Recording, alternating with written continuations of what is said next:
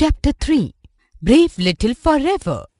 Shivaji Maharaj was forced to surrender 23 forts to the Mughals because of the Treaty of Purandhar in June 1655. This incident had hurt the sentiments of the Marathas, but the sting was most deeply felt by Jizabai, the mother of Shivaji Maharaj. One fine morning, she was watching out of the window of Pratapgarh. She could see the Kundana fort at a distance. The thought that the fort was under the control of the Mughals enraged her. She could not control her anger. She asked one of her attendants to call a rider. When the rider came and bowed in front of her, she said, "Go to Rajgarh now and tell Shivaji that I want to see him immediately." The rider went and informed Shivaji, who immediately came to see his mother. But upon coming to know what Jizabai wanted from her, his heart sank. Jizabai ordered him to recapture Kundana fort at any cost. The Kundana fort was well guarded by Mughal forces under the command of Udaybhan Singh Rathod, who was a trusted lieutenant of Jai Singh I, a Mughal army chief. His two brave sons were also with him. Above all, they had the killer elephant Chandravati, who was considered to be a force by herself and was feared by the opponents. But Shivaji loved and respected his mother. He could not go against his mother's wish.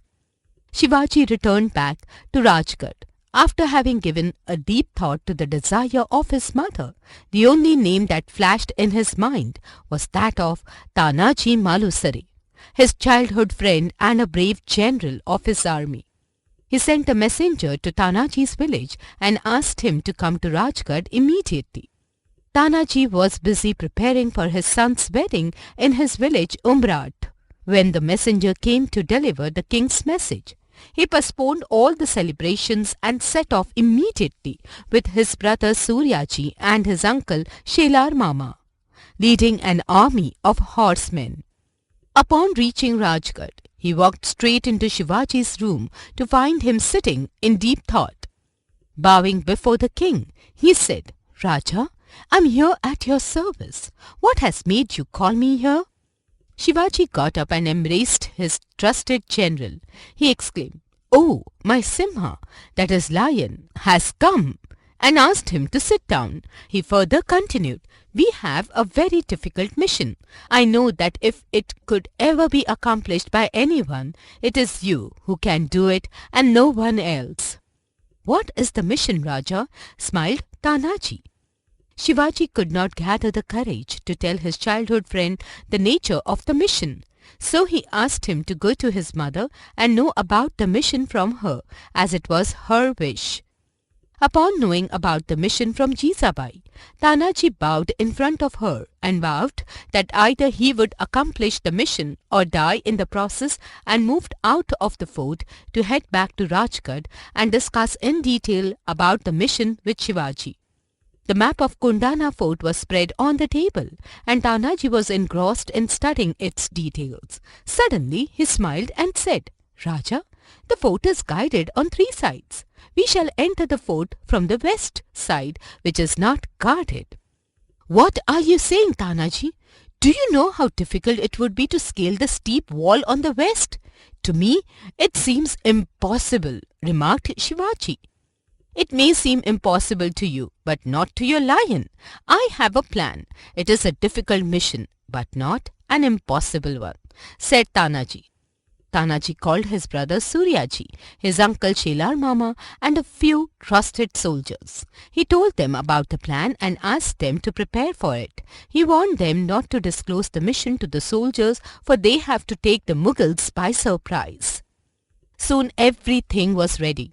On the 4th of February 1670, it was a moonless night. It was dark all around. Tanaji announced, "Tonight we will attack Kundana fort. We all have to be silent as we move. No one should be able to know about any move of ours. I will take Shivaji's favorite iguana, that is the lizard, Yashwanti, with me. With her help, we shall scale the wall." Then he turned towards his brother Suryaji and said, "I and my 300 men will scale the wall and enter the fort. You have to stand ready with the rest 700 men at the Kalyan gate. As we open it for you, attack the Mughal soldiers.